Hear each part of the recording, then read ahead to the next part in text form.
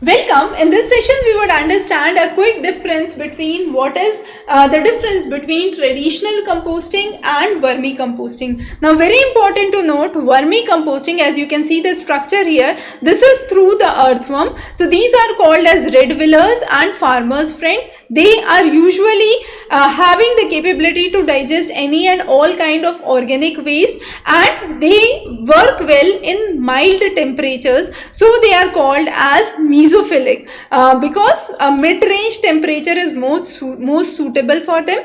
However, when we are talking about traditional composting, it occurs through microbes and they require higher temperature. They are heat sensitive and they are called as thermophilic process that is involved for it. So again, traditional composting would have organic material only, grasses, fruit waste, vegetable peelings, grass clippings, kitchen scraps would be part of it. But this would require more time. The process is slow, somewhere from 2 months to a year it could take. However, vermicomposting occurs within 1 to 3 months. Vermicomposting can be done indoors as well, within apartments, within the kitchen gardens of an individual. However, for traditional composting, you require a lot of space and it does has its odor as well.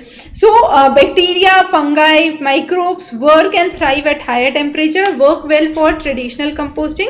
For vermicomposting, it is mainly earthworms and beneficial microbes. The end product is fine grained, dense texture, which is dark in color for vermicomposted material, and it is biologically active fertilizer. However, for traditional compost, it is a smelly soil amendment, which is again dark and rich in nutrients, but it does has its distinct odor, which is not the case with vermicomposting. And vermicomposting is relatively a faster process. So those were some of the quick differences that we have studied. We'll be covering more interesting sessions for your science. Stay tuned. Thanks for joining in.